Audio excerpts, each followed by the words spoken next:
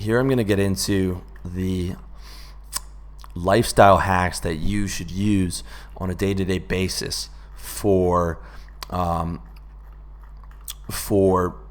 boosting your mood and for having a consistent mood. Number one, spirituality. If you're an atheist or an agnostic guy, just tune this out. I believe in more than the material world. I'm not a creationist.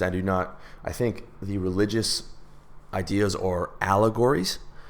However, it is a nice feeling to have faith in something greater than yourself in terms of meaning and peace and comfort.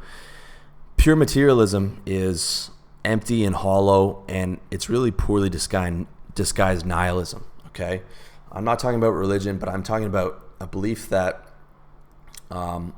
we are more than just this material body, and that after this temporary life is over, we return to a state of oneness and a state of love and that oneness of God.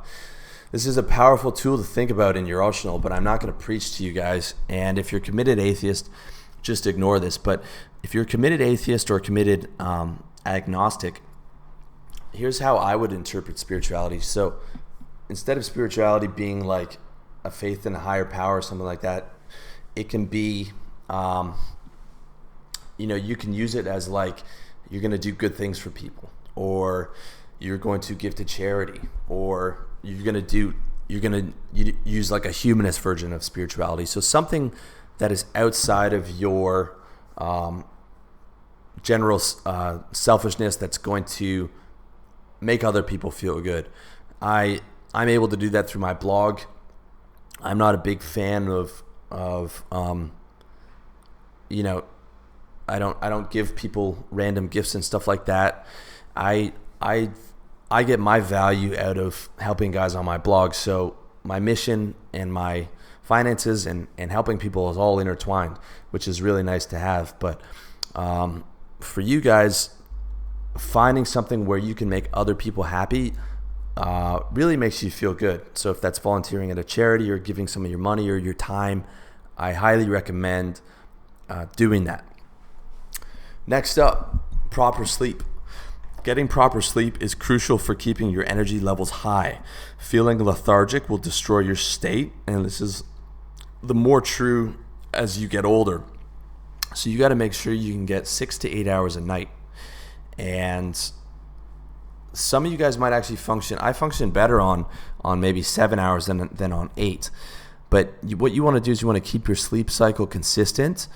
You want to be going to sleep at night instead of being up at night and sleeping during the day. This is going to ensure that your circadian rhythm is in proper shape, which is what we're evolved for. Getting proper sleep also strengthens your immune system. In my experience, the number one way for me to get sick is to not get proper sleep. If I sleep only like 3 or 4 hours a night for even just like 2 or 3 nights in a row, I'm going to get a cold. I know that with 90% certainty. This sleep is a massive, massive area, and it's massively underrated. It is no coincidence that depressed people are night owls. Whenever I was in a depressive state, it would be me staying up through the night and getting up later. And what happens is you start getting up at 9, then 10, then 11, then 12, and then sometimes you're getting up at 3 or 4 in the afternoon, and it's an absolute mess. I don't know the scientific reason why the circadian rhythm is so important, but it is. It is massively important, and I've tried to, be able to combine feeling good and being able to stay up late, but it is not possible. It is waking up early. I'm up at 6 or 7 every day, drinking water and getting caffeine makes me happy. I've become a morning person. It is extremely, extremely important to get proper sleep and to wake up early. And all you guys have to do is test it out for a week. And I'm telling you, not only does it affect your mood, but then there's the secondary factor of shame. So when you're waking up at 3 or 4, whether you feel this consciously or subconsciously, you're going to feel like a scumbag. When everyone's just finishing their workday and you're just getting up, you're gonna feel really out of touch with society, and that's gonna have a big effect on your mood. So to summarize, get proper sleep. Go to sleep you should be going to sleep at like from 9 p.m. till midnight, and ideally you're waking up at 6 to like 7:30. Again, avoiding sickness.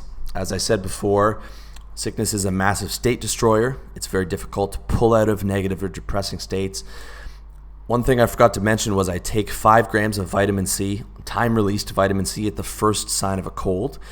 And that many times will prevent the cold. And if it doesn't prevent the cold, it is going to lessen the symptoms by about 50%. And then I will continue for the duration of the cold. I will up that to about 10 grams of time-released vitamin C for the cold. Time-released because if it's not time-released, it's going to loosen your bowels, so to speak. So you want the time-released stuff that's going to be slowly released throughout the day, and I take as much as 10 grams. So that's a mega dose, and that's going to knock off like 50% of the cold symptoms, and it's going to cut the cold down by about half. So I used to have like 2-week colds, but that cut my cold down to about a week. And if I get it early enough and I hit it with the 5 grams right away, at least 60% of the time, that's going to stop the cold in its tracks. Vitamin C is the most powerful antioxidant, and I'm telling you guys, it really does work. Also, you want to avoid foods you're allergic to. The common ones are what's called FODMAPs. You should look that up. For me, the FODMAPs are dairy, garlic, and onions. If I am consistently eating dairy, garlic, and onions, I am going to get a cold. And because I'm allergic to these things, and they're going to lower my immune system's resistance to germs and things like that. Next up, drinking lots of water. Feeling relaxed in your body is crucial to your state. Without enough water, your muscles will get tight and you'll become irritable. I suggest you drink 4 liters of water a day, okay?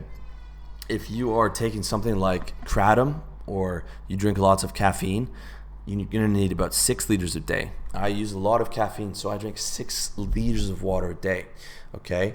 The best way to tell if you have enough water is you want to see clear urine. If your urine is yellow, it means you're dehydrated. And our bodies are 90% water. We run on water. So if you want to have consistent fuel and consistent energy and